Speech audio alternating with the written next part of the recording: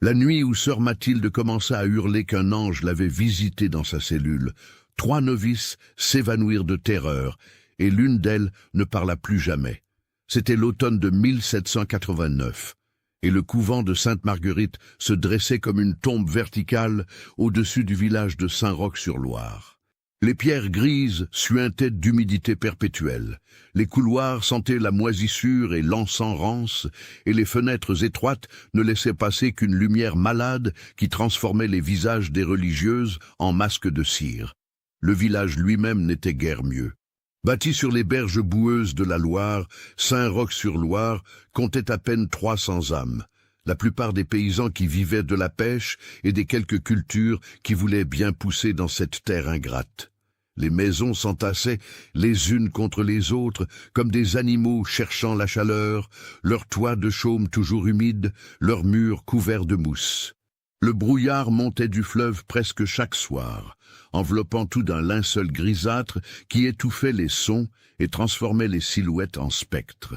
Au centre de ce décor morose se trouvait le cimetière, vaste étendue de croix de bois pourris et de pierres tombales penchées, certaines si anciennes que les noms s'étaient effacés depuis longtemps. C'était là que Pierre Delaunay passait ses journées, une pelle sur l'épaule, creusant des fosses dans la terre détrempée. À 23 ans, il était déjà marqué par son métier, grand et maigre, les épaules voûtées, les mains calleuses et perpétuellement noires de terre, les cheveux bruns tombant sur des yeux d'un vert troublant. Les villageois l'évitaient, comme on évite celui qui passe ses journées parmi les morts. Les enfants détournaient le regard quand il passait et les femmes se signaient. Mais sœur Mathilde, elle, le regardait. Elle avait 51 ans, un âge avancé pour l'époque, et son corps portait les stigmates d'une vie de privation volontaire. Maigre jusqu'à l'os, le visage anguleux creusé de rides profondes, les yeux d'un bleu délavé mais d'une intensité dérangeante, elle incarnait la rigueur que la mère supérieure, sœur Agnès, imposait au couvent. Car Sainte-Marguerite n'était pas un refuge de paix et de prière douce. C'était une forteresse de mortification et de pénitence.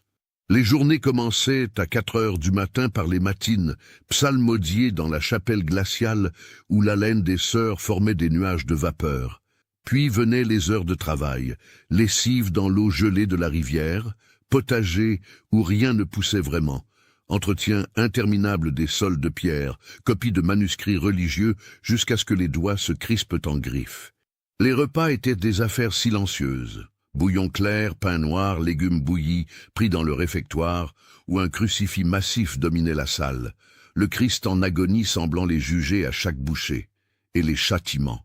Ah, les châtiments. Sœur Agnès, une femme de 60 ans au visage de pierre et aux lèvres perpétuellement pincées, avait fait de la discipline sa religion personnelle.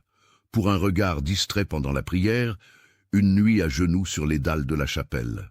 Pour un murmure, pendant le silence obligatoire, 3 jours de jeûne au pain et à l'eau. Pour une pensée impure avouée en confession, le cilice porté contre la peau nue jusqu'au sang. Mais le pire, c'était la cellule de réflexion. Un réduit sans fenêtre, sous les combles, où l'on enfermait les récalcitrantes dans le noir absolu, parfois pendant des jours, avec pour seule compagnie le bruit des rats et leurs propres pensées qui se retournaient contre elles comme des chiens affamés. Mathilde avait connu cette cellule plus d'une fois, car Mathilde était différente. Entrée au couvent à l'âge de 17 ans, plus par nécessité que par vocation, sa famille n'ayant pas de dot pour la marier, elle avait progressivement développé une forme de ferveur qui inquiétait même les religieuses les plus dévotes. Elle priait avec une intensité qui frisait la transe, ses lèvres bougeant sans arrêt, ses yeux révulsés. Elle s'infligeait des pénitences que personne ne lui demandait. Marcher pieds nus sur les pierres gelées en hiver, se flageller jusqu'à ce que sa robe soit tachée de sang, jeûner pendant des semaines jusqu'à devenir transparente.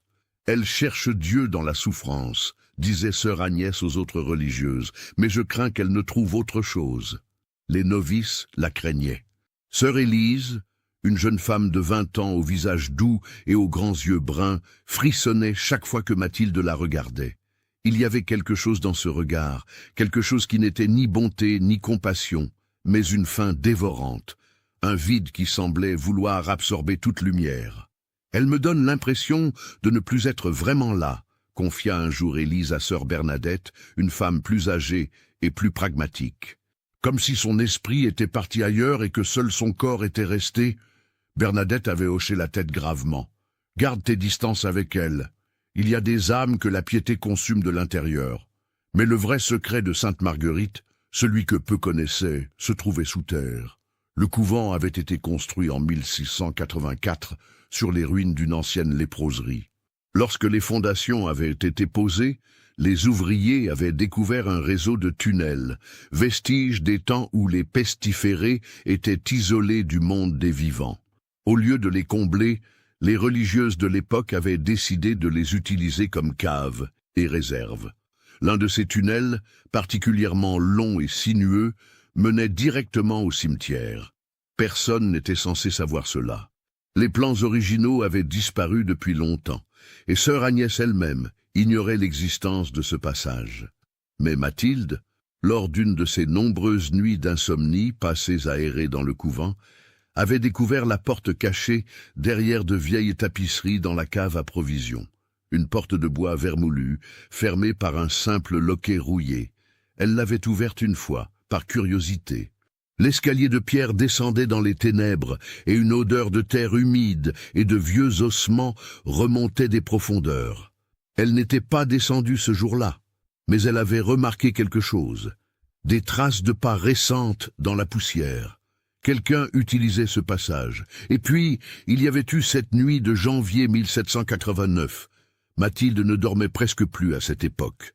Elle passait ses nuits en prière dans sa cellule, un espace minuscule contenant à peine un lit de paille, un crucifix et une petite table.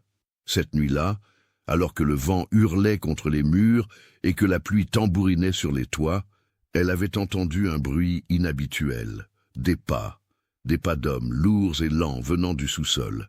Elle s'était levée, avait enfilé son voile et était descendue silencieusement, une chandelle à la main. Dans la cave, la porte du tunnel était entr'ouverte. Une lueur tremblotante montait de l'escalier, et puis une silhouette était apparue. Pierre Delaunay. Il s'était figé en la voyant, aussi surpris qu'elle. La boue couvrait ses bottes, et il portait un sac sur l'épaule. Pendant un long moment, ils s'étaient regardés sans un mot, la flamme de la chandelle dansant entre eux. « Que faites-vous ici » avait murmuré Mathilde. Pierre avait dégluti, ses yeux verts, pleins d'une peur animale. Je cherche juste un endroit pour dormir quand il fait trop froid. Je ne savais pas que quelqu'un descendait ici. » C'était un mensonge maladroit. Mais Mathilde n'avait pas appelé à l'aide. Elle l'avait simplement observé, ce jeune homme sale et effrayé qui empestait la terre de cimetière et quelque chose d'autre, quelque chose de plus ancien et de plus sombre. « Allez-vous me dénoncer » avait-il demandé, la voix tremblante. Mathilde avait secoué lentement la tête. Non. Pourquoi? Elle n'avait pas répondu tout de suite. Puis, avec un sourire étrange qui n'atteignait pas ses yeux, « Parce que Dieu met parfois des personnes sur notre chemin pour une raison. Peut-être êtes-vous un test, ou peut-être êtes-vous un instrument. » Pierre n'avait pas compris. Il était remonté par le tunnel, disparaissant dans la nuit, et Mathilde était retournée dans sa cellule. Mais quelque chose avait changé. Quelque chose s'était ouvert dans l'esprit torturé de Mathilde, une porte qu'elle n'aurait jamais dû franchir. Elle avait commencé à descendre dans le tunnel, nuit après nuit. Parfois, Pierre était là, dormant sur un tas de vieux tissus qu'il avait installés dans un recoin. D'autres fois, elle le trouvait en train de fumer une pipe grossière, l'air perdu. Il parlait peu au début. Mathilde posait des questions sur sa vie, et Pierre répondait avec réticence. Il était orphelin, élevé par un oncle brutal, qu'il avait mis au travail de fossoyeur dès l'âge de 12 ans.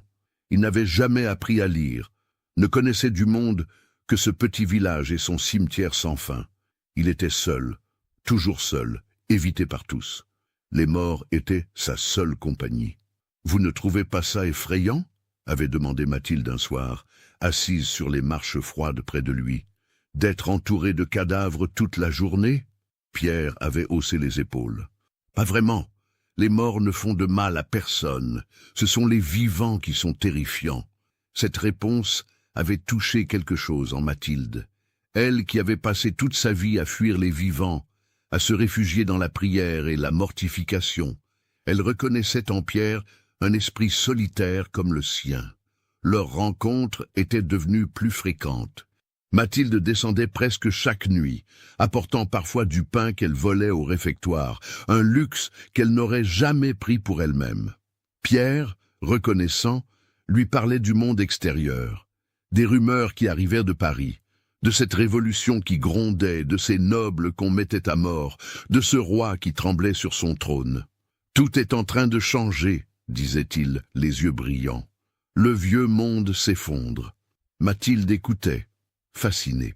Pour elle, qui n'avait connu que les murs du couvent et les rituels immuables, l'idée d'un monde en transformation était à la fois terrifiante et séduisante. Mais ce n'était pas seulement les conversations qui les rapprochaient, c'était quelque chose de plus profond, de plus viscéral.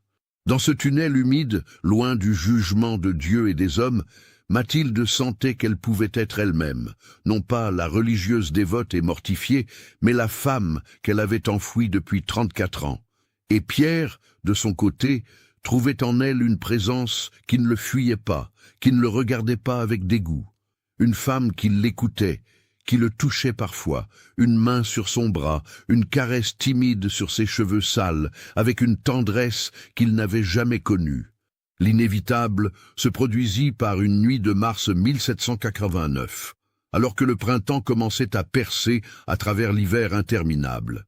Ils étaient assis côte à côte dans le tunnel, et Mathilde s'était mise à pleurer sans raison apparente. Des larmes silencieuses qui coulaient sur ses joues creuses. « Qu'est-ce qui ne va pas ?»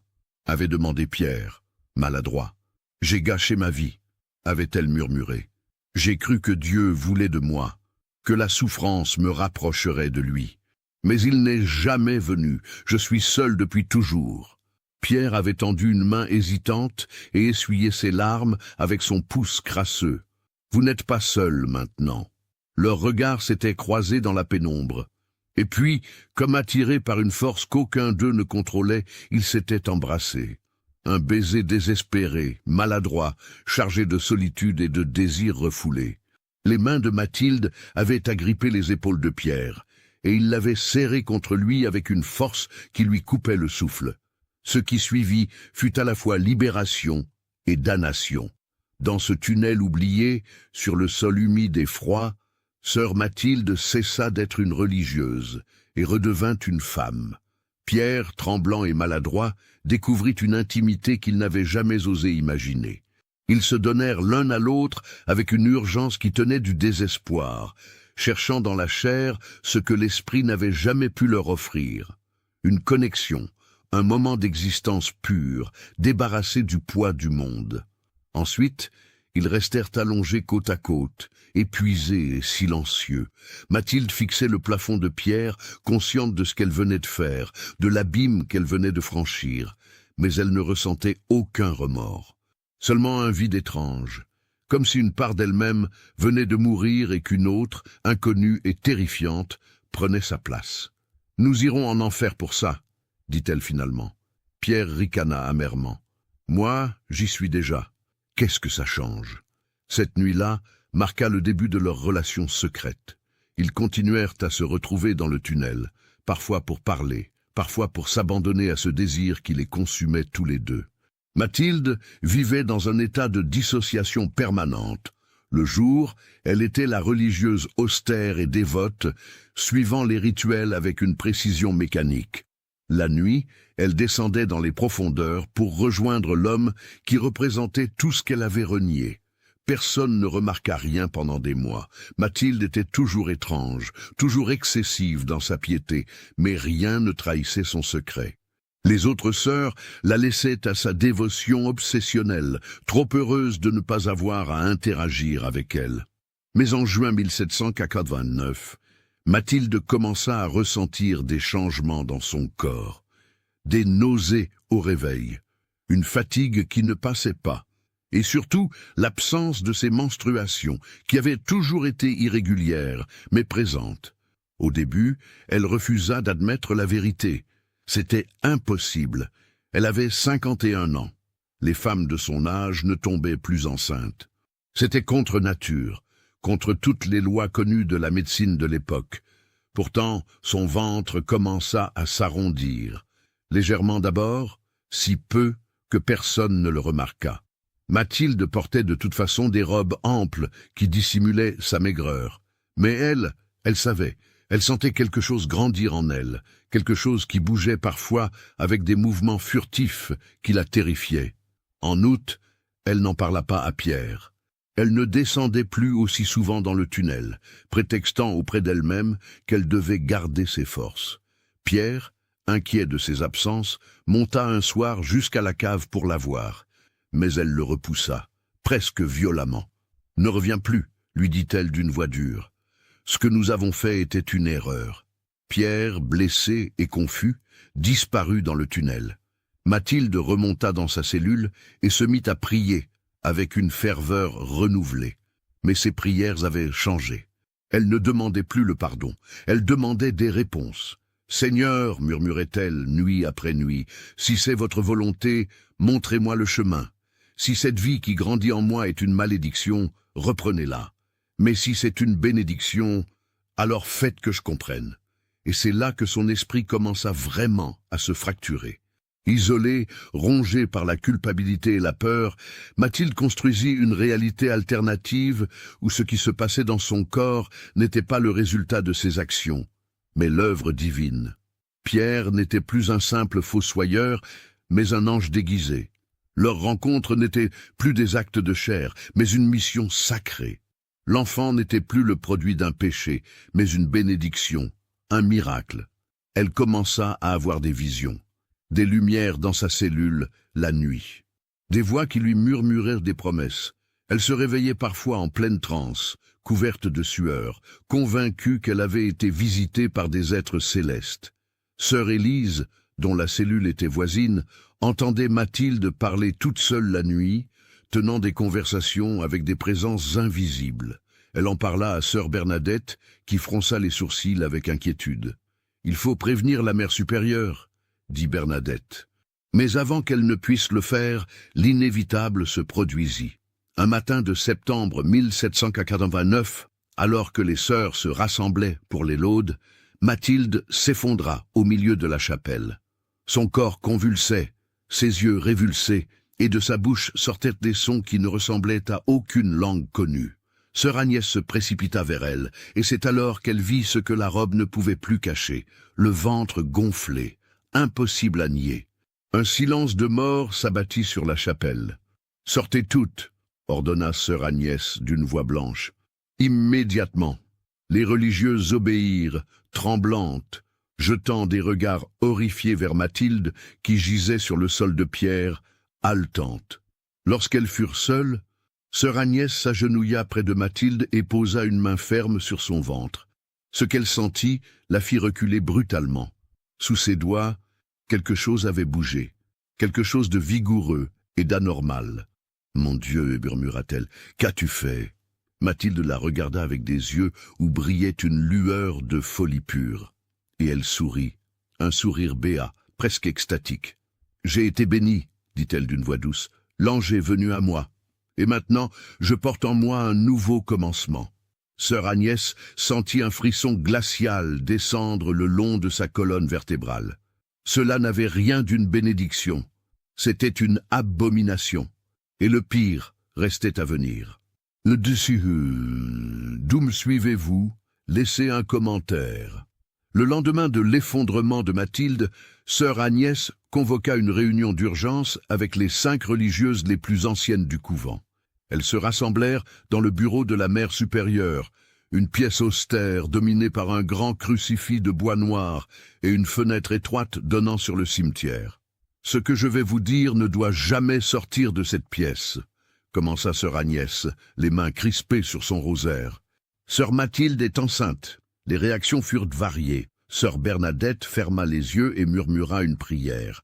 Sœur Catherine, une femme robuste qui gérait le potager, devint écarlate de colère. Sœur Jeanne, la plus âgée à 65 ans, secoua simplement la tête avec tristesse. « Comment est-ce possible ?» demanda sœur Marthe, la plus jeune des anciennes, à 42 ans. « Elle a 51 ans.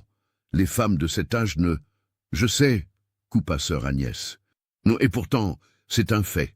J'ai vu de mes propres yeux, j'ai senti le mouvement dans son ventre. Elle est enceinte, et de plusieurs mois si j'en juge par la taille.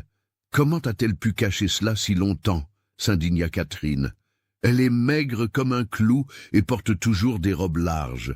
Et nous ne prêtons pas attention à ces choses-là, » répondit Agnès avec amertume. « Nous avons failli à notre devoir de surveillance. »« Que dit-elle » demanda Bernadette. « A-t-elle avoué son péché ? Connaît-elle l'homme » Sœur Agnès hésita. Elle refuse de parler d'un homme. Elle prétend que c'est l'œuvre de Dieu. Un silence choqué accueillit cette déclaration. « Blasphème » siffla Catherine. « Pure folie blasphématoire. »« Folie, certainement » acquiesça Agnès. « Mais nous devons gérer cette situation avec précaution. Si cela s'ébruite dans le village, le scandale sera dévastateur. Le couvent pourrait être fermé, nous pourrions toutes être dispersées. Dans ces temps troublés, avec la révolution qui gronde, nous ne pouvons pas nous permettre d'attirer l'attention des autorités. « Que proposez-vous » demanda Jeanne de sa voix éraillée. « D'abord, nous devons découvrir la vérité. Qui est le père ? Ensuite, nous enfermons Mathilde jusqu'à ce que la situation se résolve. Nous dirons aux novices qu'elle est malade, contagieuse. Personne ne doit la voir. Et pour le père, comment allons-nous le découvrir si elle refuse de parler ?» Sœur Agnès se tourna vers la fenêtre, regardant le cimetière en contrebas, où Pierre Delaunay creusait une nouvelle fosse, sa silhouette sombre, courbée sur sa pelle. Il n'y a pas beaucoup d'hommes qui ont accès au couvent. Le prêtre, Père Guillaume, est un homme de 70 ans, quasiment impotent. Le livreur de pain, Monsieur Lefort, est un homme marié de 50 ans, qui ne vient qu'une fois par semaine, et toujours accompagné de son fils. Mais il y a un homme qui est proche du couvent tous les jours. Toutes les religieuses suivirent son regard vers le cimetière. « Le fossoyeur » murmura Bernadette. « Ce garçon bizarre. »« Pierre Delaunay » confirma Agnès. 23 ans, orphelin, sans attache. Les villageois disent qu'il est un peu simple d'esprit. « Mais comment aurait-il pu entrer dans le couvent ?» objecta Marthe. « Nous fermons toutes les portes le soir. »« Je vais enquêter, » dit Agnès. « En attendant, pas un mot à personne. Sœur Bernadette, vous vous occuperez de Mathilde. Amenez-la dans la cellule de réflexion sous les combles. Donnez-lui de l'eau et un peu de pain, mais ne lui parlez pas, ne l'écoutez pas. Ses paroles sont empoisonnées par la démence. » Bernadette acquiesça, mal à l'aise. Elle n'aimait pas l'idée d'enfermer une femme enceinte dans le noir, même si cette femme avait commis un péché mortel. Le transfert se fit dans l'après-midi. Mathilde ne résista pas lorsque 2 religieuses la saisirent par les bras et la guidèrent hors de sa cellule. Elle marchait d'un pas serein, presque joyeux, murmurant des prières d'une voix douce. Lorsqu'elles atteignirent la cellule de réflexion, un réduit de 2 mètres sur 2, avec un plafond si bas qu'on ne pouvait s'y tenir debout, Mathilde se tourna vers Bernadette et sourit. « Dieu veille sur moi, dit-elle, et sur l'enfant. Vous verrez, quand il naîtra, vous comprendrez tous. » Bernadette referma la porte avec un frisson. Ce sourire, il n'avait rien d'humain. Pendant ce temps, sœur Agnès commença son enquête. Elle inspecta d'abord la cellule de Mathilde, cherchant n'importe quelle preuve d'une intrusion masculine ou d'une sortie nocturne. Elle ne trouva rien d'évident, juste les affaires habituelles d'une religieuse. Un lit de paille, un crucifix, une Bible écornée, un cilice ensanglanté pendu au mur. Mais en fouillant sous le lit, elle découvrit quelque chose d'étrange. Des traces de boue séchée. Une boue noire et grasse qui ne ressemblait en rien à la terre ordinaire du jardin. Une boue qui sentait la moisissure et autre chose, quelque chose de putride. Agnès suivit le raisonnement logique. Si Mathilde sortait la nuit, où allait-elle? Le couvent était verrouillé après les complices. Les portes principales étaient fermées à double tour et les fenêtres des cellules étaient trop étroites pour permettre le passage d'un corps. À moins qu'il n'y ait un autre chemin. Agnès passa les jours suivants à inspecter méthodiquement chaque recoin du couvent. Elle descendit dans la cave à provisions, un espace voûté où l'on entreposait les rares denrées que le couvent pouvait se permettre. C'est là, derrière une vieille tapisserie moisie représentant Saint-Sébastien transpercé de flèches, qu'elle la trouva. Une porte de bois vermoulu, à demi cachée par des sacs de grains. Elle essaya de l'ouvrir. Le loquet rouillé céda après quelques efforts. Un escalier de pierre descendait dans les ténèbres, et une odeur épouvantable montait des profondeurs, terre humide, moisissure et ce parfum indéfinissable de décomposition ancienne. Agnès prit une torche et descendit, le cœur battant. L'escalier débouchait sur un tunnel étroit, à peine assez large pour qu'une personne passe. Les murs suintaient d'eau et le sol était couvert de cette même boue noire qu'elle avait trouvée dans la cellule de Mathilde. Elle avança lentement, la torche projetant des ombres dansantes sur les parois de pierre. Le tunnel s'étendait sur plusieurs dizaines de mètres, montant et descendant, tournant à angle droit à plusieurs endroits. Agnès commençait à se demander où il menait lorsqu'elle aperçut une lueur au loin. En s'approchant, elle vit un autre escalier qui montait. Elle grimpa les marches glissantes et émergea dans un espace clos, sentant fortement la terre fraîchement remuée. Il lui fallut un moment pour comprendre où elle était, à l'intérieur d'un mausolée du cimetière. Un vieux tombeau de famille, celui des Beaumont, une lignée éteinte depuis la peste de 1720. La porte de bronze du mausolée était légèrement entr'ouverte, et à travers l'ouverture, Agnès pouvait voir les croix du cimetière et, au loin, la petite cabane où Pierre rangeait ses outils. Le passage secret. Il existait vraiment. Agnès ressortit du mausolée, clignant des yeux dans la lumière du jour. Elle repéra Pierre de l'autre côté du cimetière, en train de combler une fosse. Elle marcha vers lui d'un pas décidé, sa robe noire claquant dans le vent froid de novembre. Pierre leva les yeux en l'entendant approcher.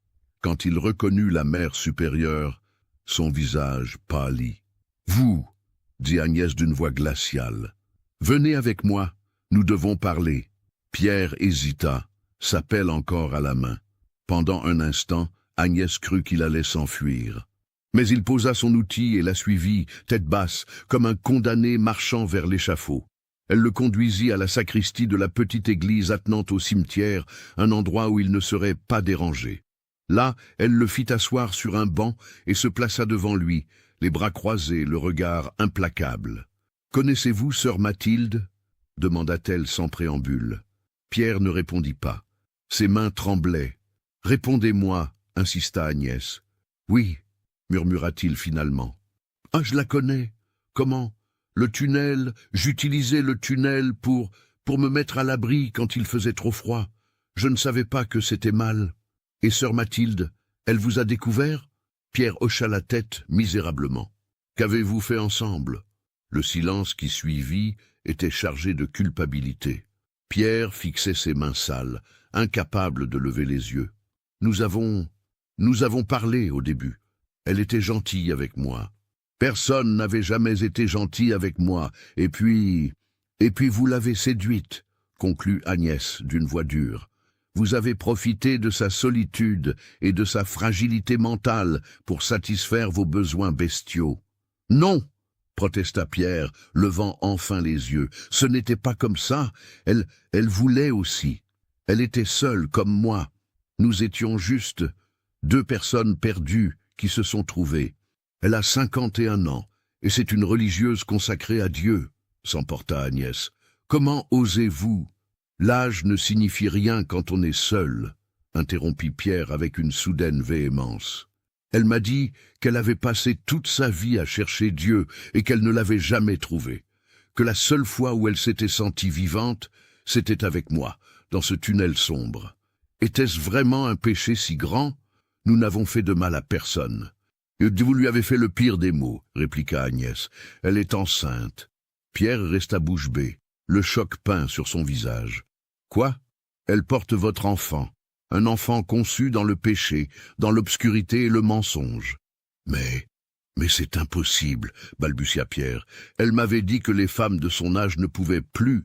Apparemment, Dieu, ou le diable, en a décidé autrement. Pierre se prit la tête dans les mains, les épaules secouées de sanglots silencieux. Agnès le regardait sans pitié. Cet homme pathétique avait souillé une de ses religieuses et amené la honte sur tout le couvent. « Qu'allez-vous faire » demanda finalement Pierre d'une voix brisée. « Allez-vous me livrer aux autorités ?» Agnès réfléchit. Les temps étaient troublés. Avec la révolution en cours, les autorités civiles étaient imprévisibles. De plus, un procès public attirerait l'attention sur le couvent, et c'était exactement ce qu'elle voulait éviter. « Non, dit-elle finalement. Mais vous allez disparaître. Quittez ce village aujourd'hui même. Partez loin, et ne revenez jamais. Si je vous revois, si j'entends parler de vous, je vous jure que je vous ferai payer pour ce que vous avez fait. » Pierre acquiesça rapidement, trop soulagé pour discuter. Il se leva et se dirigea vers la porte, mais Agnès le rappela. « Une dernière chose, Mathilde, elle prétend que l'enfant n'est pas de vous, qu'il est d'origine divine. » Pierre se retourna, le visage tordu par une émotion indéchiffrable. « Elle a toujours eu des idées étranges. Elle me disait parfois que notre rencontre était voulue par le ciel, que nous faisions partie d'un plan plus grand.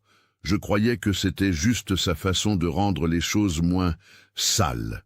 C'est de la folie, dit Agnès. Peut-être, répondit Pierre, ou peut-être qu'elle a raison. Peut-être que tout cela avait un sens que nous ne comprenons pas. » Sur ces mots, il partit. Agnès le regarda s'éloigner à travers le cimetière, sa silhouette se fondant dans le crépuscule. Elle ne le reverrait jamais. De retour au couvent, Agnès convoqua à nouveau le conseil des anciennes. Elle leur raconta sa découverte du tunnel et sa confrontation avec Pierre. « Il est parti, » conclut-elle. « Le problème est réglé de ce côté-là. »« Et Mathilde ?» demanda Bernadette. « Que faisons-nous d'elle ? Nous la gardons enfermée jusqu'à la naissance. Ensuite, Agnès hésita. Ensuite, nous aviserons. Si l'enfant survit, nous le placerons dans un orphelinat loin d'ici. Et Mathilde, nous verrons si elle retrouve ses esprits et si elle persiste dans ses délires, demanda Catherine. Alors nous n'aurons d'autre choix que de la faire interner dans un asile. Un murmure de malaise parcourut le groupe. Les asiles pour aliénés étaient des endroits terrifiants, des mouroirs où l'on enfermait les fous dans des cellules et où on les traitait avec une brutalité inhumaine. Mais que faire d'autre avec une femme qui avait complètement perdu l'esprit? Pendant ce temps, dans la cellule de réflexion sous les combles, Mathilde vivait dans son propre monde. L'obscurité totale, le silence absolu brisé seulement par le grincement des rats dans les murs, aurait rendu folle n'importe quelle personne saine d'esprit. Mais Mathilde n'était plus saine d'esprit depuis longtemps. Elle passait ses journées, bien qu'elle ne puisse plus distinguer le jour de la nuit, en prière continue. Mais ces prières avaient pris une tournure étrange. Elle ne récitait plus les litanies apprises par cœur. Elle parlait directement à l'enfant dans son ventre. « Mon petit », murmurait-elle dans le noir, une main posée sur son abdomen gonflé. « Mon précieux, mon miraclé. Ils ne comprennent pas. Ils croient que tu es le fruit du péché. Mais je sais la vérité. Tu es venu à moi pour une raison. Tu es spécial. » L'enfant bougeait constamment maintenant, avec une vigueur qui dépassait ce qu'on pourrait attendre d'un fœtus de 6 mois. Parfois, Mathilde sentait des coups si forts qu'elle en avait le souffle coupé. Parfois, elle jurait qu'elle pouvait sentir des griffes, des dents, mais non, c'était impossible. Son esprit lui jouait des tours. Une nuit, ou peut-être était-ce le jour, elle ne savait plus, elle fit un rêve. Elle se trouvait dans un champ de blé doré, sous un ciel bleu éclatant. Devant elle se tenait un homme, mais son visage était flou, nimbé de lumière. Il lui tendait les bras. « Tu as été choisie, Mathilde, » disait la voix, douce et terrible à la fois. « Ton ventre porte la porte entre les mondes. Ce qui va naître changera tout. »« Est-ce toi, Seigneur ?» demandait-elle dans le rêve. La figure riait, et ce rire résonnait comme des cloches d'église et comme des os brisés en même temps. « Je suis ce que j'ai toujours été, la fin et le commencement. » Mathilde se réveilla en sursaut, trempée de sueur malgré le froid glacial de la cellule. Son cœur battait à tout rompre, et l'enfant dans son ventre s'agitait frénétiquement, comme s'il avait partagé son rêve.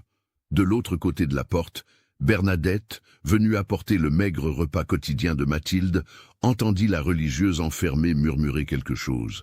Elle colla son oreille à la porte. « Bientôt, disait Mathilde d'une voix extatique, bientôt tu seras là.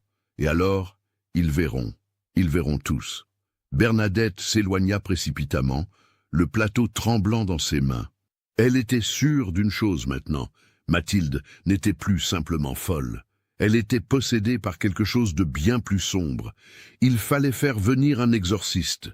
Mais comment expliquer la situation à un prêtre sans révéler le scandale? Bernadette descendit retrouver sœur Agnès pour lui faire part de ses inquiétudes. Mais avant qu'elle ne puisse frapper à sa porte, un cri résonna dans tout le couvent. Cela venait de la cellule de sœur Élise.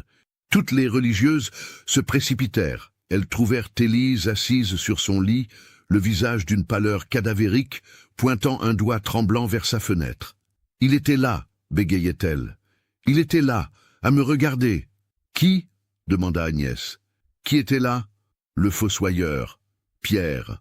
Son visage était contre la vitre et il souriait.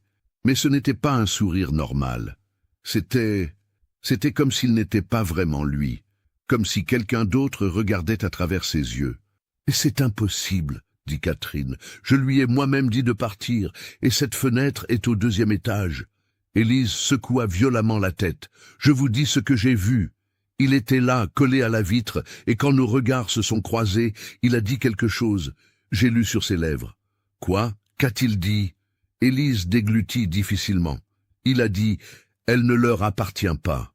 L'enfant ne leur appartient pas. » Puis, il a disparu. Comme ça, d'un coup, comme s'il s'était évaporé.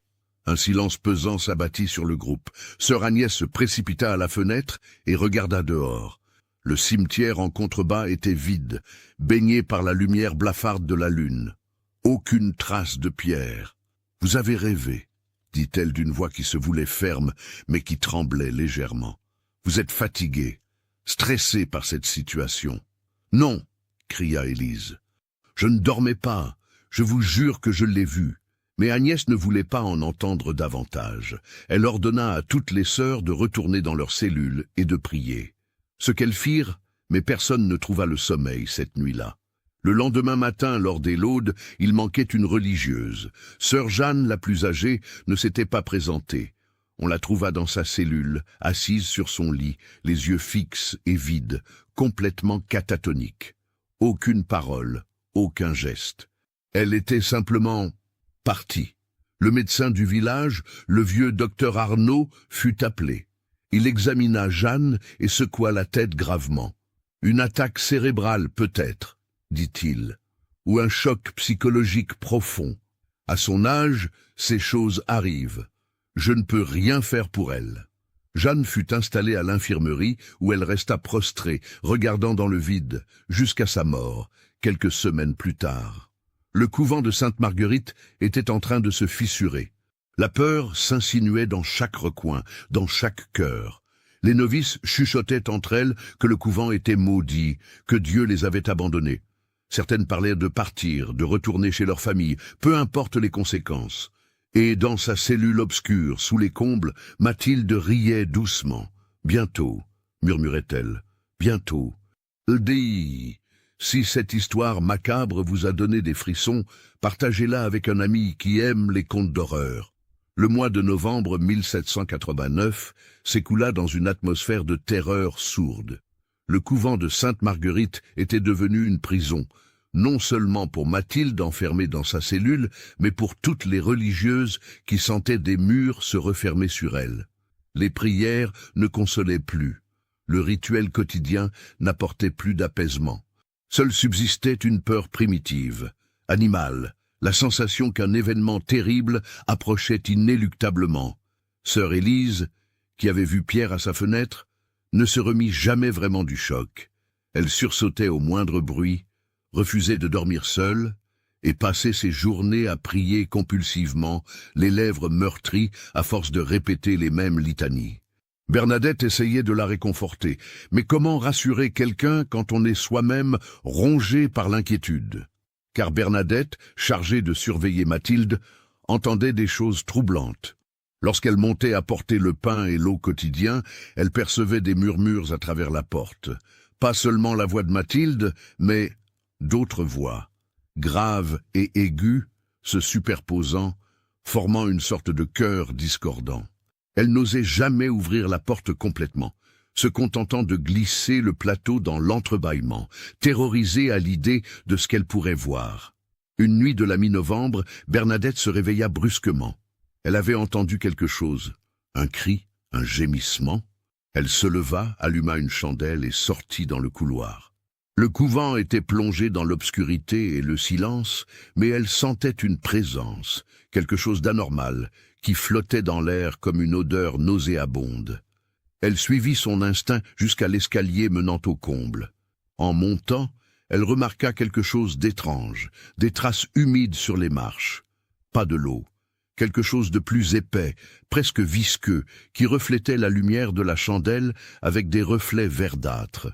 Arrivée devant la porte de la cellule de Mathilde, elle colla son oreille contre le bois.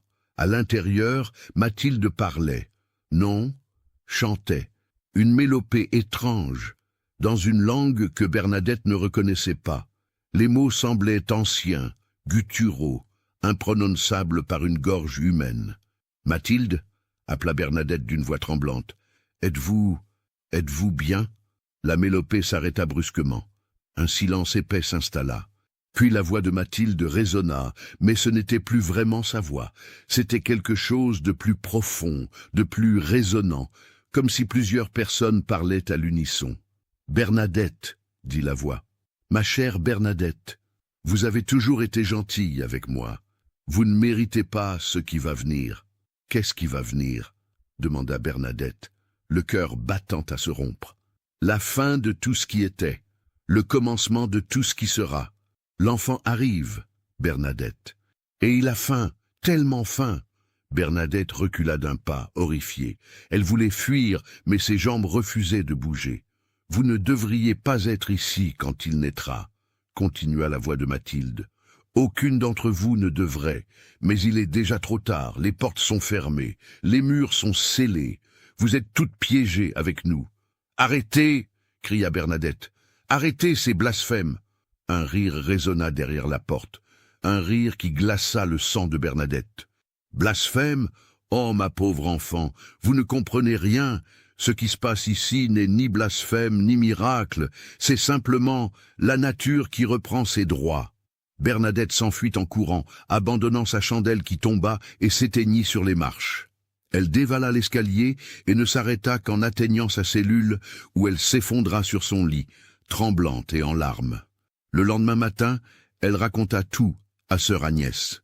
La mère supérieure l'écouta gravement, les lèvres serrées. « Il faut faire quelque chose », supplia Bernadette. « Elle n'est plus elle-même. Il y a quelque chose de mauvais en elle. » Agnès hocha lentement la tête. Elle avait espéré éviter cette solution, mais il n'y avait plus d'autre choix. « Je vais contacter Père Guillaume, » dit-elle. « Peut-être pourra-t-il nous conseiller, ou mieux encore, nous mettre en contact avec un exorciste. » Père Guillaume, le vieux prêtre décrépit qui officiait dans la petite église du village, fut convoqué l'après-midi même. Agnès lui exposa la situation en termes prudents, omettant certains détails compromettants mais insistant sur l'état mental de Mathilde. Le prêtre, voûté par l'âge et la maladie, secoua la tête avec lassitude. « Les exorcistes sont rares par les temps qui courent, ma sœur, » dit-il d'une voix chevrotante. « Et avec la Révolution, l'Église est affaiblie. Beaucoup de prêtres ont fui ou ont été arrêtés.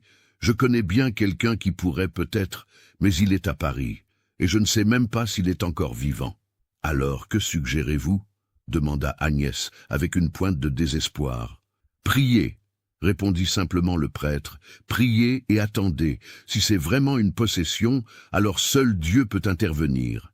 Nous, pauvres mortels, ne pouvons rien contre les forces des ténèbres. » Cette réponse ne satisfit pas Agnès, mais elle n'avait pas d'autre option.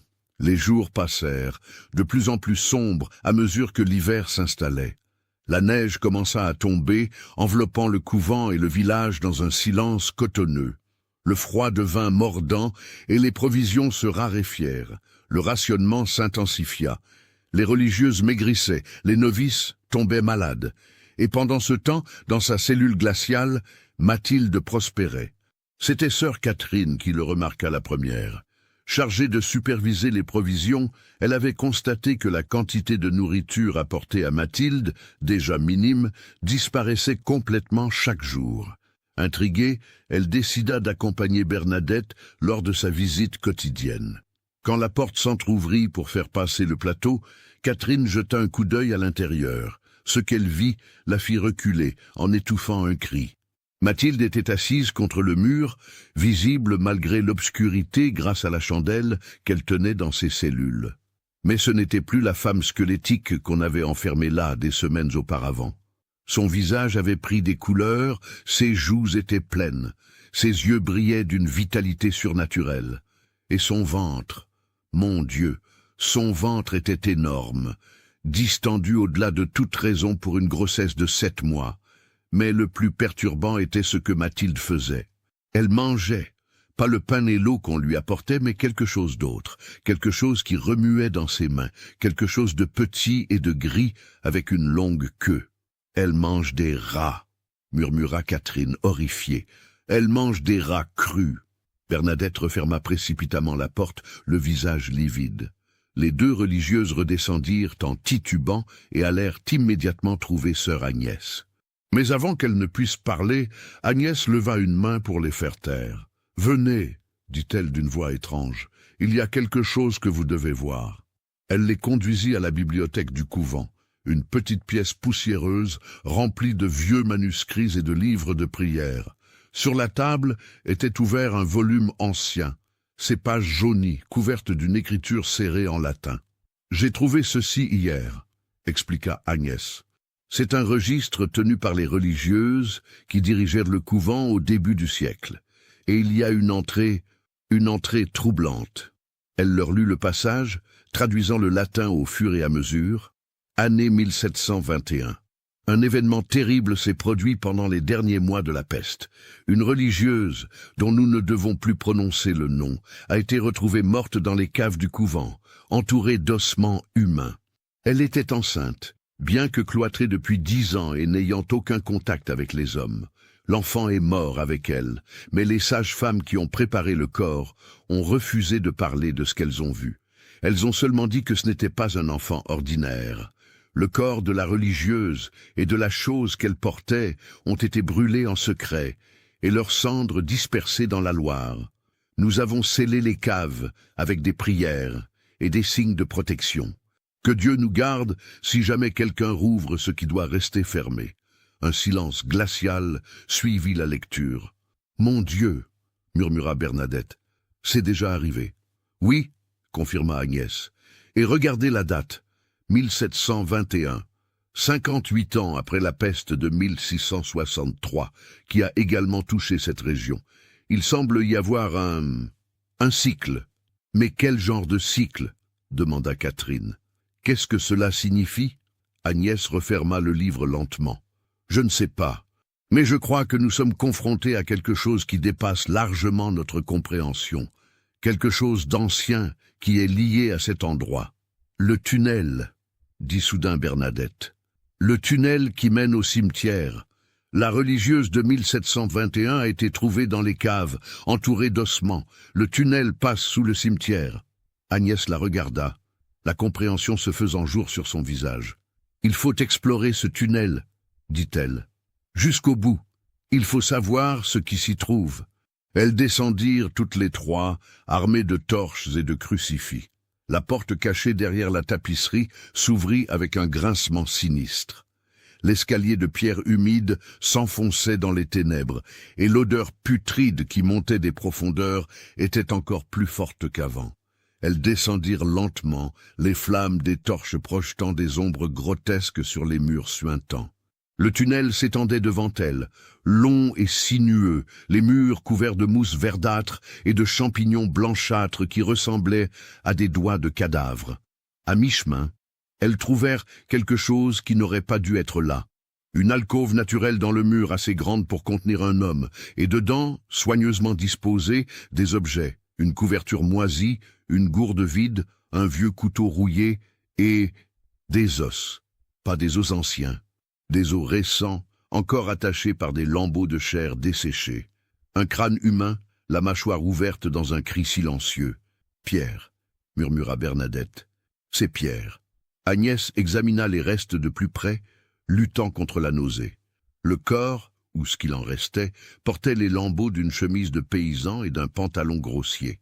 C'était bien Pierre Delaunay. « Mais comment ?» demanda Catherine d'une voix aiguë. « Vous avez dit qu'il était parti... » « C'est ce que je croyais, » répondit Agnès. « Mais il semble qu'il soit revenu.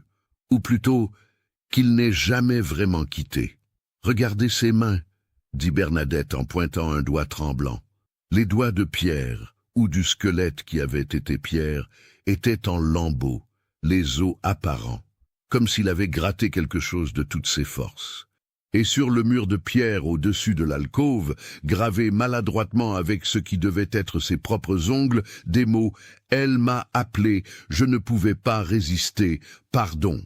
« Il est revenu », dit Agnès lentement, assemblant les pièces du puzzle. « Après notre confrontation, il est revenu, peut-être par remords, peut-être poussé par quelque chose d'autre. Et il est descendu dans le tunnel. Mais comment est-il mort ?» demanda Catherine. Agnès secoua la tête. « Je ne sais pas. La faim, le froid, ou... » Elle ne termina pas sa phrase, mais toutes pensaient la même chose. Quelque chose l'avait tué, quelque chose qui vivait dans ces tunnels. Elles continuèrent leur exploration, de plus en plus terrifiées, mais incapables de faire demi-tour maintenant. Le tunnel descendait encore, bien plus profondément qu'elles ne l'avaient imaginé. À un moment, elles passèrent devant une autre alcôve, puis une autre. Toutes contenaient des ossements. Certains anciens, d'autres plus récents, des dizaines de squelettes, peut-être même des centaines, entassés dans ces niches comme des offrandes. « Mon Dieu !»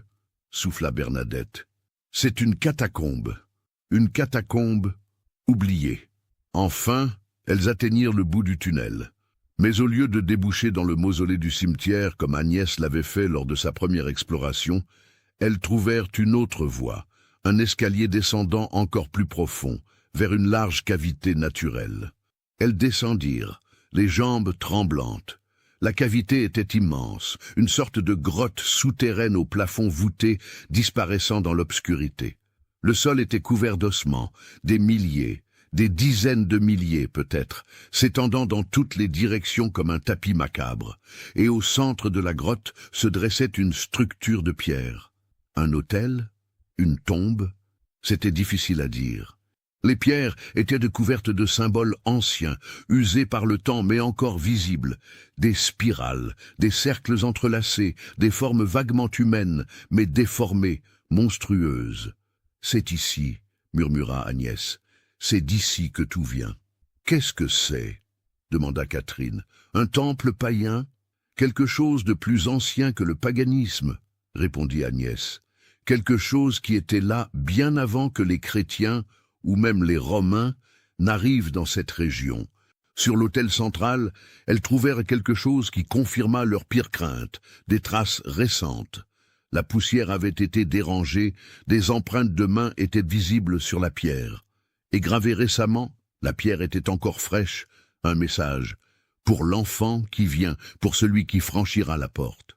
Je donne mon sang. » L'écriture était celle de Pierre. « Il a fait un sacrifice, » dit Bernadette d'une voix morte. « Il s'est offert. »« Pas seulement offert, » corrigea Agnès en examinant l'autel de plus près. « Il a essayé de préparer quelque chose, de réveiller quelque chose. » Au pied de l'autel, elles trouvèrent les restes d'un rituel, des chandelles consumées, des cercles tracés dans la poussière avec du sang, et des morceaux de chair, humaine, probablement. Pierre s'était mutilé lui-même, découpant des morceaux de ses propres bras et jambes pour les offrir à cette chose ancienne, enfouie sous le couvent. « Il faut partir !» dit Catherine en reculant. « Il faut partir maintenant et ne jamais revenir ici. » Mais avant qu'elle ne puisse bouger, un son résonna dans la grotte. Un son qui venait de partout et de nulle part à la fois. Une sorte de respiration profonde, rauque, comme celle d'un animal énorme se réveillant d'un long sommeil. Les 3 religieuses se figèrent, leurs torches tremblant dans leurs mains. Le son s'intensifia, se transformant en un grondement sourd qui faisait vibrer les pierres sous leurs pieds. « Courez !» hurla Agnès. Elles s'enfuirent, grimpant l'escalier à toute vitesse, trébuchant sur les os, leurs torches menaçant de s'éteindre à chaque instant. Derrière elles, le grondement suivait, se rapprochant, quelque chose montait des profondeurs, quelque chose de massif et d'affamé. Elles atteignirent le tunnel principal et coururent sans s'arrêter, leurs poumons brûlants, leur cœur près d'exploser. Catherine tomba, mais Bernadette la releva brutalement et la poussa en avant. Le grondement était maintenant assourdissant, accompagné d'un bruit de griffes raclant la pierre. Elles émergèrent enfin dans la cave du couvent et claquèrent la porte derrière elles, poussant le verrou. Quelque chose heurta la porte de l'autre côté avec une force terrible, faisant trembler toute la structure. Puis le silence retomba. Les 3 femmes s'effondrèrent sur le sol, haletantes et en larmes. Elles savaient maintenant la vérité. Le couvent était bâti sur un lieu maudit, un endroit où quelque chose d'ancien et de maléfique dormait depuis des siècles. Et Mathilde, dans sa folie, avait réveillé cette chose. L'enfant qu'elle portait n'était pas juste le fruit de son union avec Pierre. C'était quelque chose de bien plus sinistre, une porte, un passage, une incarnation de cette entité souterraine qui cherchait à revenir dans le monde des vivants. « Que faisons-nous maintenant ?» demanda Bernadette d'une voix brisée. Agnès se releva lentement, le visage dur comme la pierre. « Nous attendons, » dit-elle. « Nous attendons la naissance. Et ensuite, nous détruisons cette abomination avant qu'elle ne puisse grandir. Et Mathilde? Mathilde est déjà perdue. Dans sa cellule sous les combles, Mathilde avait ressenti chaque instant de leur exploration. Elle avait vu, à travers les yeux de la chose souterraine, entendu leurs cris, goûté leur peur. Et elle souriait. « Ils savent », murmura-t-elle en caressant son ventre distendu. « Ils savent, et ils ont peur. Mais il est trop tard. Tu es presque prêt, mon enfant, presque prêt à naître. » L'enfant répondit en donnant un coup si violent que Mathilde cracha du sang. Mais elle riait toujours, un rire dément qui résonnait dans toutes les combles. Le compte à rebours avait commencé. Soutenez notre chaîne en cliquant sur le bouton Merci en forme de cœur afin que nous puissions continuer à vous proposer des histoires aussi sombres et captivantes que celle-ci. Les jours suivant la découverte de la grotte furent les plus sombres que le couvent de Sainte-Marguerite ait jamais connus. Sœur Agnès avait convoqué toutes les religieuses, à l'exception des novices les plus jeunes, pour leur révéler une version édulcorée de ce qu'elles avaient trouvé. Elle omit les détails les plus horrifiants, mais l'essentiel était clair. Le couvent était en danger, et elle devait se préparer à affronter quelque chose de terrible. « Nous allons renforcer toutes les portes », annonça-t-elle lors de la réunion d'urgence. « Personne ne sort, personne n'entre. Nous doublons les prières, surtout la nuit. Et quand le moment viendra, quand Mathilde accouchera, nous devrons agir rapidement. »« Agir comment ?» demanda sœur Marthe, la voix tremblante. Agnès la regarda gravement. « Nous verrons quand le moment sera venu. Mais je veux que vous soyez toutes préparées mentalement. Ce qui va naître, ce ne sera pas un enfant ordinaire. » Les religieuses hochèrent la tête, les visages pâles et tendus. Certaines pleuraient silencieusement. D'autres serraient leurs crucifix si fort que leurs jointures blanchissaient. Cette nuit-là, Agnès, Bernadette et Catherine scellèrent la porte de la cave avec des planches clouées et y tracèrent des croix avec de l'eau bénite. Ce n'était probablement pas suffisant pour arrêter ce qui vivait en dessous, mais c'était tout ce qu'elles pouvaient faire. Pendant ce temps, Mathilde entrait dans sa phase finale. Son ventre était devenu monstrueux, si distendu que sa peau était translucide, révélant des veines noires qui pulsaient avec une vie propre. Elle ne mangeait plus, ne buvait plus. Elle restait assise dans sa cellule, les yeux fixes, murmurant des choses dans cette langue ancienne qui faisait saigner les oreilles de ceux qui l'entendaient. Bernadette n'osait plus s'approcher de la porte. C'était maintenant Agnès elle-même qui montait chaque jour, non pas pour apporter de la nourriture, Mathilde n'en voulait plus, mais pour surveiller l'évolution de la situation. Un matin de début décembre, alors que la neige tombait drue dehors, Agnès monta comme d'habitude. En approchant de la porte, elle remarqua quelque chose d'inhabituel. du sang. Du sang frais qui coulait sous la porte, formant une petite mare sur le palier. Le cœur battant, elle ouvrit la porte en grand pour la première fois depuis des semaines. La scène qu'elle découvrit la glaça jusqu'aux os. Mathilde était debout au centre de la cellule, nue, son corps squelettique contrastant de façon grotesque avec son ventre énorme. Sa peau était couverte de symboles qu'elle avait tracés avec son propre sang, les mêmes symboles que ceux qu'elles avaient vus sur l'autel dans la grotte. Le sol était un chaos de sang, d'excréments et d'une substance visqueuse et jaunâtre qui semblait suinter des murs eux-mêmes. Mais le pire était le ventre de Mathilde. Il bougeait de façon indépendante, comme si quelque chose à l'intérieur luttait violemment pour sortir. Des bosses apparaissaient et disparaissaient sous la peau translucide, révélant parfois la forme d'une main, mais une main avec trop de doigts, ou d'un visage, mais un visage aux traits distordus, inhumains. Mathilde tourna lentement la tête vers Agnès. Ses yeux n'étaient plus bleus, ils étaient entièrement noirs, comme deux puits sans fond. « Il est temps », dit-elle d'une voix qui n'était pas la sienne, une voix multiple, superposant des dizaines de tonalités différentes. La porte s'ouvre, le cycle recommence. « Que Dieu nous protège », murmura Agnès en reculant. Mathilde rit, ce rire terrible et inhumain, et s'effondra sur le sol. Elle commença immédiatement à convulser violemment, son corps se tordant dans des angles impossibles. Des os craquaient, du sang jaillissait de sa bouche, de son nez, de ses yeux. Le travail avait commencé. Agnès claqua la porte et dévala l'escalier en courant. « C'est le moment !» cria-t-elle. « Rassemblez-vous toutes dans la chapelle, maintenant !» Les religieuses obéirent, terrorisées. Elles se pressèrent dans la petite chapelle, s'agenouillant devant l'autel, psalmodiant des prières, avec une ferveur désespérée. Agnès se plaça devant elles, tenant un crucifix de fer dans une main et une Bible dans l'autre.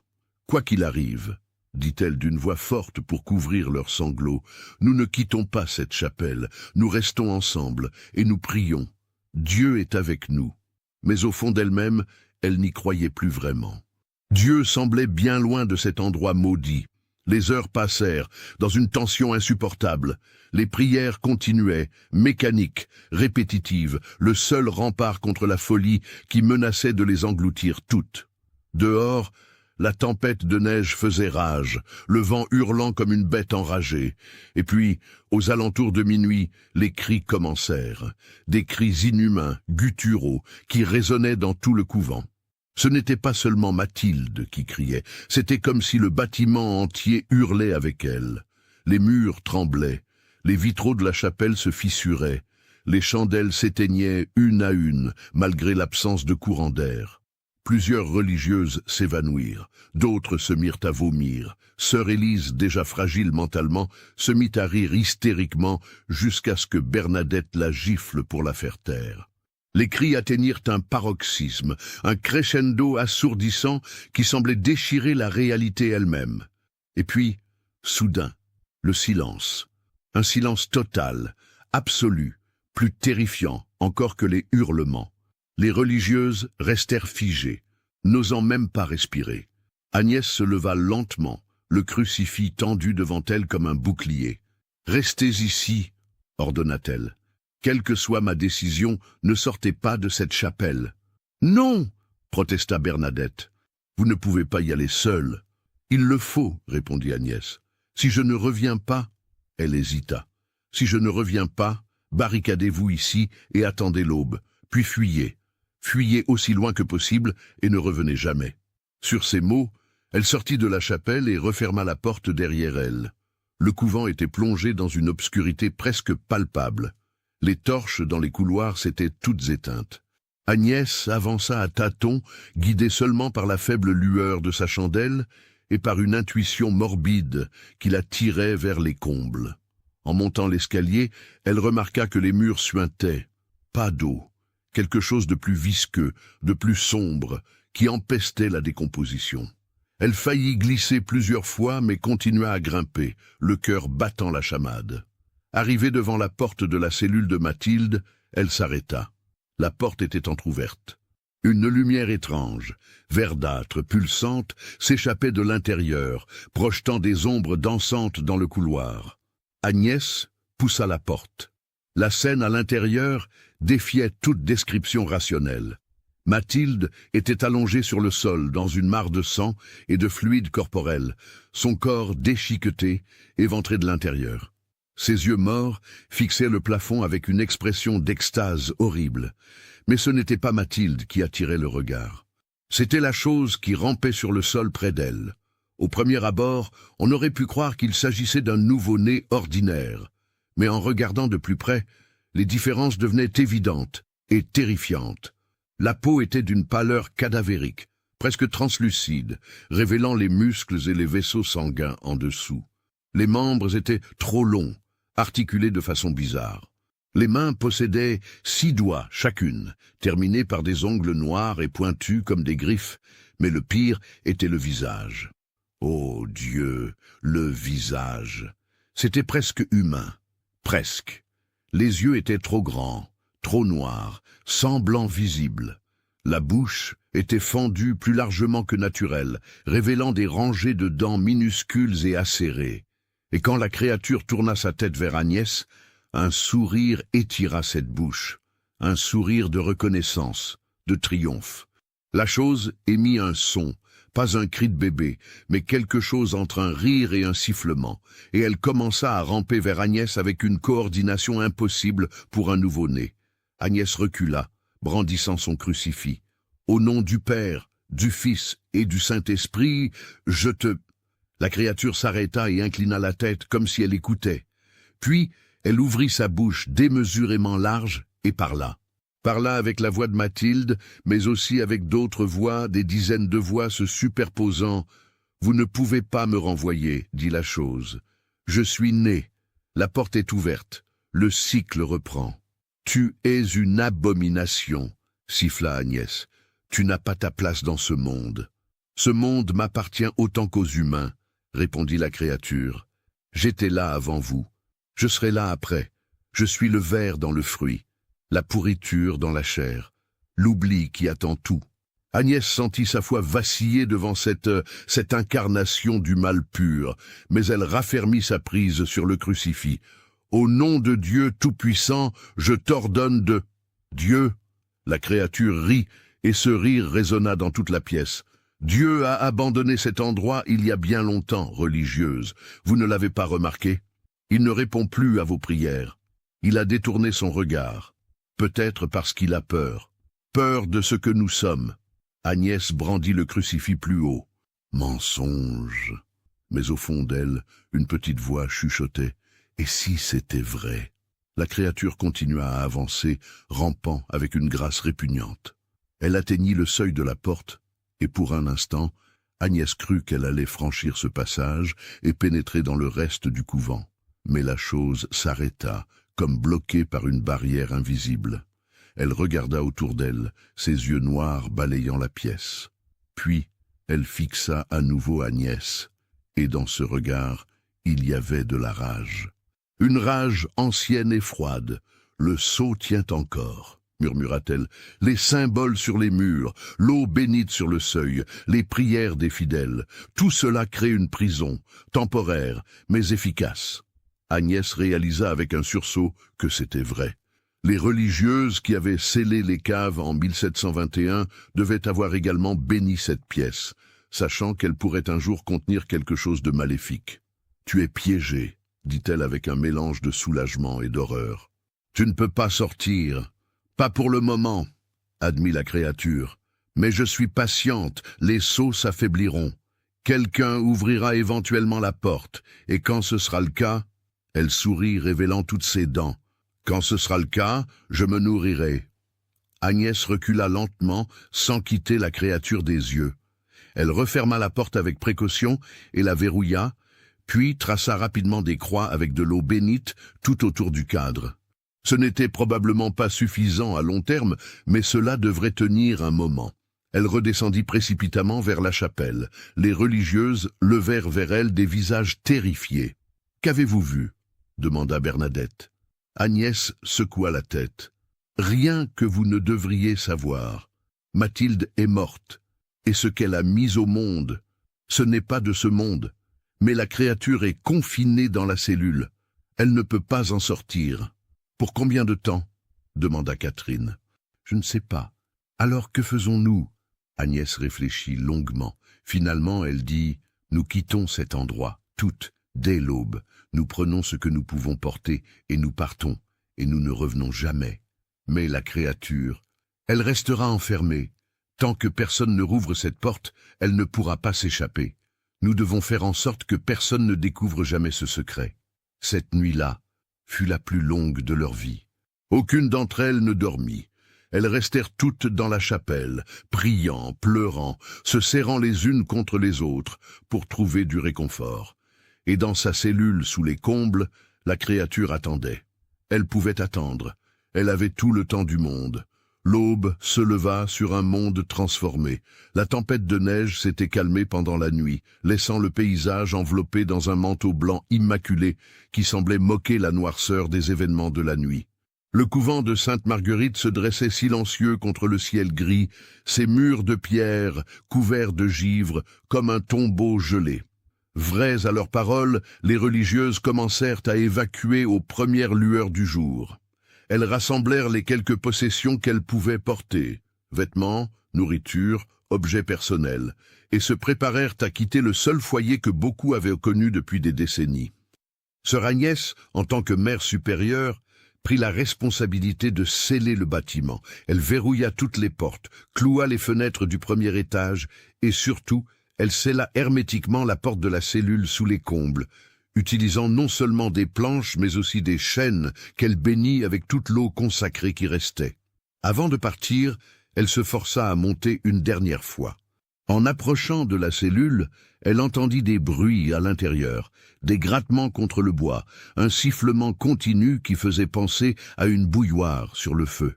La créature était active, testant les limites de sa prison. Agnès appuya son front contre la porte et murmura « Que Dieu ait pitié de nous tous ». De l'autre côté, la voix multiple de la créature répondit, amusée « Il n'en a jamais eu.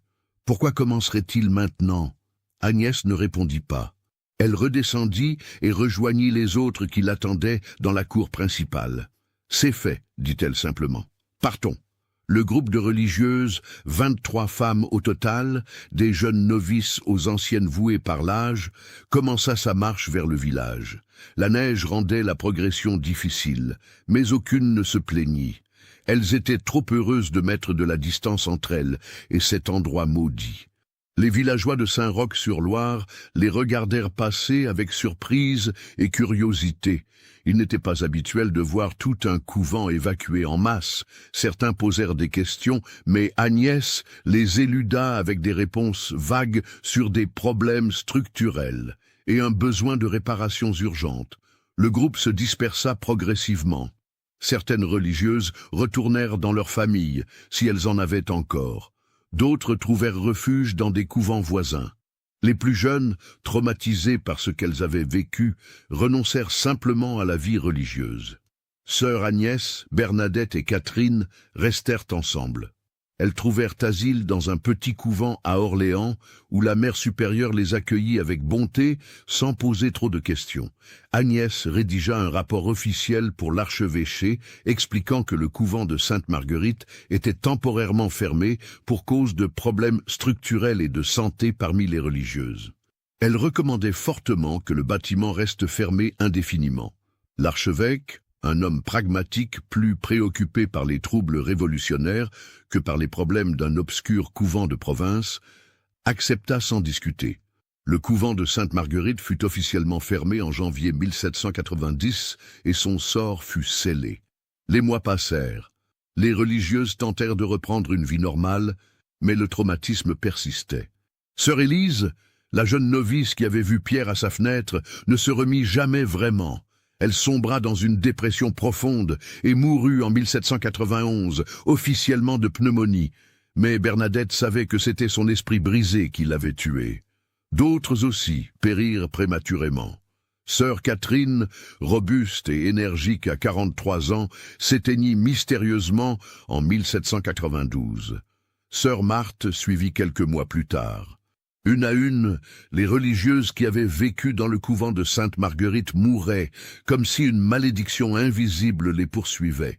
Seules Agnès et Bernadette survécurent au-delà de 1795, et même elles n'étaient plus que des ombres d'elles-mêmes. Hantées par des cauchemars récurrents, elles voyaient constamment cette créature, aux yeux noirs dans leurs rêves, leur chuchotant des promesses terribles. En 1798, Bernadette se confessa à Agnès. « Je la sens toujours, même ici à des centaines de kilomètres. Je sens sa présence, comme une araignée tissant sa toile, quelque part dans l'obscurité. Elle attend. »« Nous avons fait ce que nous pouvions, » répondit Agnès, mais sa voix manquait de conviction. « Avons-nous vraiment fait ce que nous pouvions » demanda Bernadette. « Nous avons fui. Nous l'avons laissée là-bas, enfermée, mais vivante. Qu'arrivera-t-il si quelqu'un ouvre cette porte ?» Agnès n'avait pas de réponse. Les années passèrent. La Révolution française suivit son cours sanglant. Des églises furent profanées, des couvents fermés de force, des religieux exécutés. Dans ce chaos, le petit couvent abandonné de Sainte-Marguerite fut oublié. Les villageois eux-mêmes évitaient le bâtiment, superstitieusement réticents à s'en approcher. Mais en 1802, des années après les événements, un groupe de paysans du village décida d'utiliser les pierres du couvent abandonné pour réparer l'église du village endommagée pendant la Révolution. Ils s'introduisirent dans le bâtiment en forçant une fenêtre du rez-de-chaussée. L'intérieur était dans un état de délabrement avancé. L'humidité avait rongé les murs, la moisissure couvrait tout, et une odeur pestilentielle imprégnait chaque recoin. Les paysans se mirent au travail, démontant les meubles, arrachant les planches, récupérant tout ce qui pouvait être recyclé. L'un d'eux, un jeune homme nommé Thomas Mercier, monta explorer les combles, cherchant des poutres réutilisables. C'est là qu'il trouva la porte chaînée. « Qu'est-ce que c'est que ça ?» cria-t-il à ses compagnons. Curieux, deux autres hommes montèrent le rejoindre. Ils examinèrent les chaînes, les planches clouées, les symboles tracés sur le bois. « Bizarre, » commenta l'un d'eux. « Pourquoi avoir scellé une simple cellule comme ça ? Peut-être qu'elles y gardèrent quelque chose de valeur, » suggéra Thomas. « De l'or, des reliques. » L'idée était tentante. Ces hommes étaient pauvres, affamés par des années de guerre et de mauvaises récoltes. La perspective d'un trésor caché était irrésistible. Ils commencèrent à démonter les chaînes. C'était un travail difficile.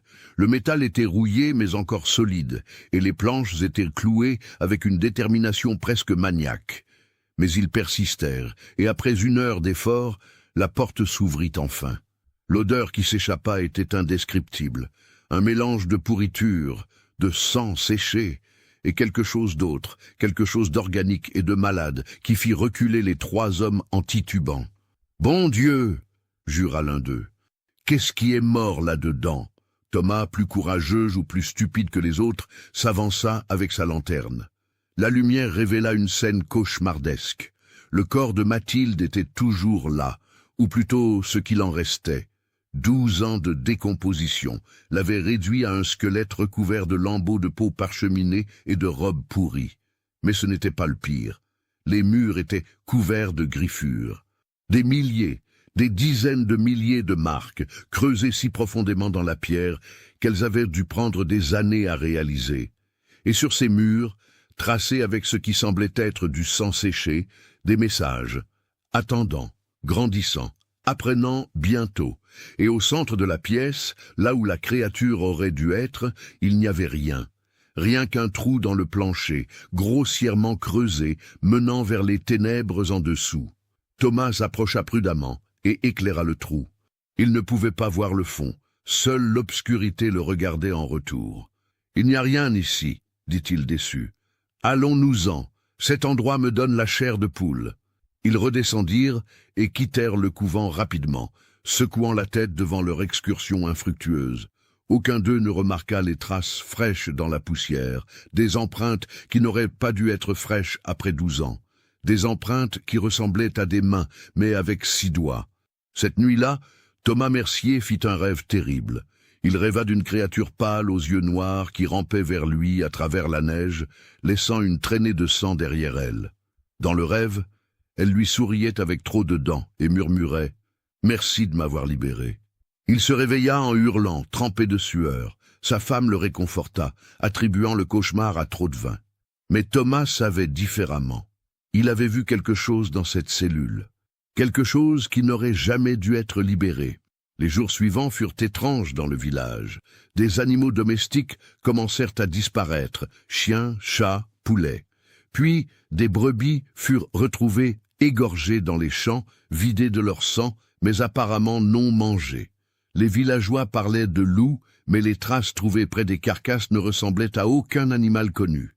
Puis les enfants commencèrent à rapporter des histoires d'une femme pâle, qu'ils voyaient parfois la nuit, regardant à travers leurs fenêtres. Une femme avec de trop grands yeux et un sourire qui s'étendait d'une oreille à l'autre. Thomas savait. Il savait que c'était sa faute. Il avait ouvert la porte. Il avait libéré la chose. En février 1803, fou de culpabilité et de terreur, il retourna seul au couvent avec l'intention de... Quoi? Refermer la porte? Tuer la créature? Il n'avait pas de plan clair, seulement le besoin désespéré de réparer son erreur. Il ne revint jamais. Sa femme signala sa disparition et un groupe de villageois partit à sa recherche. Ils le trouvèrent dans la cellule sous les combles, ou plutôt ce qu'il en restait. Son corps avait été démonté, pièce par pièce, disposé en un motif circulaire autour du trou dans le plancher. Son visage, miraculeusement intact, arborait une expression de terreur absolue. Sur le mur, tracé avec le sang de Thomas, un nouveau message. « Je marche parmi vous maintenant ». Les villageois paniquèrent. Ils incendièrent le couvent cette nuit même, espérant que le feu purifierait le mal. Le bâtiment brûla pendant 3 jours, les flammes visibles à des kilomètres à la ronde. Quand l'incendie s'éteignit enfin, il ne restait que des ruines noircies et fumantes. Mais le mal ne mourut pas avec le couvent. Dans les années qui suivirent, le village de Saint-Roch-sur-Loire connut une série de tragédies inexpliquées. Des disparitions, des morts mystérieuses, des enfants qui naissaient différents, avec des malformations étranges, qui ne correspondaient à aucune maladie connue. En 1810, la population avait diminué de moitié. Les survivants commencèrent à partir, abandonnant leurs maisons, leurs terres, tout. En 1820, Saint-Roch-sur-Loire était un village fantôme.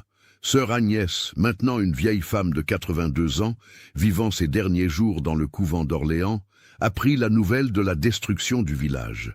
Elle ne fut pas surprise. Elle savait que cela arriverait, elle l'avait toujours su.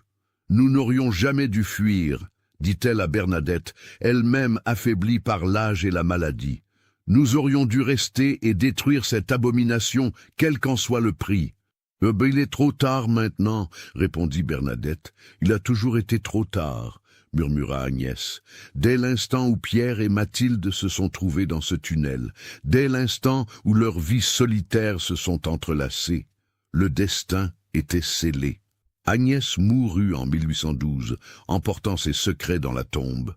Bernadette la suivit en 1815. Avec leur mort s'éteignit la dernière connexion directe avec les événements de 1789. Les ruines du couvent de Sainte-Marguerite restèrent un lieu maudit. Même après que la nature ait repris ses droits, couvrant les pierres noircies de lierre et de mousse, les gens évitaient l'endroit. Les histoires se transmirent de génération en génération, devenant légendes, puis mythes, puis simples superstitions de campagne. Mais certains disent que, certaines nuits, on peut encore entendre des sons provenant des ruines, des grattements, des sifflements. Et parfois, très rarement, le cri d'un nouveau-né qui n'a jamais grandi, mais qui n'est jamais mort non plus. En 2005, une équipe d'archéologues obtint la permission d'explorer les ruines. Ils découvrirent les fondations du couvent, les restes de la chapelle, et de façon surprenante, l'entrée du tunnel souterrain. Équipés de lampes et de caméras, ils descendirent explorer le réseau de galeries. Ils trouvèrent la grotte avec son autel ancien, exactement comme décrite dans les rares documents historiques survivants. Ils photographièrent les symboles sur les pierres, les ossements qui recouvraient le sol, des milliers d'os humains datant de différentes époques, Mais ce qui les troubla le plus fut ce qu'ils trouvèrent dans une petite alcôve latérale. Un nid, fait de tissus pourris, de cheveux humains et d'eau. Et dans ce nid, des fragments de coquilles d'œufs, pas d'œufs d'oiseaux, quelque chose de plus grand, avec une texture coriace, presque écailleuse. L'un des archéologues, une femme nommée Dr Léa Fontaine, prit des échantillons pour analyse. Les résultats furent déconcertants. L'ADN extrait des coquilles ne correspondait à aucune espèce connue. Il était partiellement humain, mais présentait des séquences qui ne devraient pas exister dans un génome terrestre. Docteur Fontaine voulut approfondir ses recherches, mais le site fut mystérieusement fermé au public peu après. Les autorités invoquèrent des préoccupations de sécurité structurelle. Les échantillons disparurent des laboratoires où ils étaient conservés. Et Dr Fontaine elle-même mourut dans un accident de voiture 3 mois plus tard. Aujourd'hui, les ruines du couvent de Sainte-Marguerite sont interdites d'accès. Un panneau rouillé avertit les curieux des dangers de l'effondrement. Mais la véritable raison de l'interdiction n'est jamais mentionnée, car certains secrets sont trop dangereux pour être révélés. Certaines histoires sont trop terribles pour être crues, et certaines choses, une fois libérées dans le monde, ne peuvent jamais être vraiment contenues. Dans les villages environnants, les anciens racontent encore l'histoire de sœur Mathilde et de son enfant béni. Ils préviennent les jeunes de ne jamais s'approcher des ruines, surtout la nuit. Car parfois, disent-ils, on peut voir une silhouette pâle errant parmi les pierres, une silhouette qui n'est ni homme ni femme, ni enfant ni adulte, quelque chose entre les mondes, quelque chose qui n'aurait jamais dû naître. Et si vous êtes assez malheureux pour croiser son regard, ses yeux entièrement noirs qui semblent absorber toute lumière, vous comprendrez alors que certaines portes, une fois ouvertes, ne peuvent jamais être refermées. L'enfant de Mathilde marche toujours parmi nous, attendant, grandissant, apprenant, et quand le prochain cycle viendra, car il viendra toujours, une autre âme solitaire trouvera son chemin vers l'obscurité souterraine, une autre union impossible aura lieu, et une autre abomination naîtra, car c'est ainsi que cela a toujours été, et c'est ainsi que cela sera toujours. Les murs murmurent encore, les morts n'oublient jamais. Et dans les profondeurs, quelque chose attend, éternellement patient, éternellement affamé. Dans les archives de l'archevêché d'Orléans, enfermées dans un coffre-fort auquel seuls quelques privilégiés ont accès, se trouve un document ancien, un registre tenu par sœur Agnès dans les dernières années de sa vie, écrit d'une main tremblante mais déterminée. Elle y décrit tout ce qui s'est passé à Sainte-Marguerite en 1789, chaque détail, chaque horreur. Et à la dernière page, elle a écrit un avertissement. À celui qui lira ces lignes, si jamais vous entendez parler d'une grossesse inexplicable dans la région de la Loire, d'une femme qui prétend porter un enfant divin, d'un nouveau-né aux yeux trop sombres et aux doigts trop nombreux, agissez immédiatement. N'attendez pas, ne fuyez pas. Détruisez la chose avant qu'elle ne puisse grandir. Utilisez le feu, le fer, tout ce qui est à votre disposition. Car si vous hésitez, si vous montrez de la pitié, vous condamnez des centaines d'innocents à une mort horrible. Et sachez ceci, nous avons échoué. Nous avons laissé vivre cette abomination par peur et par faiblesse. Et notre échec se perpétuera à travers les siècles, jusqu'à ce que quelqu'un ait le courage de faire ce que nous n'avons pas pu faire. Que Dieu vous donne cette force, car il ne nous l'a pas donnée. Sœur Agnès de la Miséricorde, Orléans, 1811. Le registre n'a jamais été ouvert depuis 1952, mais il attend, comme tout le reste dans cette histoire. Il attend que quelqu'un le lise, que quelqu'un comprenne, que quelqu'un agisse, car le cycle n'est pas terminé. Il ne le sera jamais. Et la prochaine Mathilde, la prochaine âme brisée qui ouvrira la porte vers l'abîme, est peut-être déjà née. Peut-être marche-t-elle parmi nous en ce moment même, ignorant son destin, ignorant la malédiction qui coule dans ses veines, jusqu'à ce que, une nuit, elle entende l'appel, le murmure venant des profondeurs, la promesse de n'être plus jamais seule. Et alors, tout recommencera, encore, et encore, et encore. Qu'avez-vous pensé de l'histoire ? Laissez votre commentaire ci-dessous et partagez vos réflexions sur ce cas terrifiant. Envie d'autres histoires d'horreur mêlant histoire et mystère? Abonnez-vous, activez la cloche de notification et partagez avec ceux qui aiment le côté obscur de l'humanité. À bientôt pour le prochain cauchemar.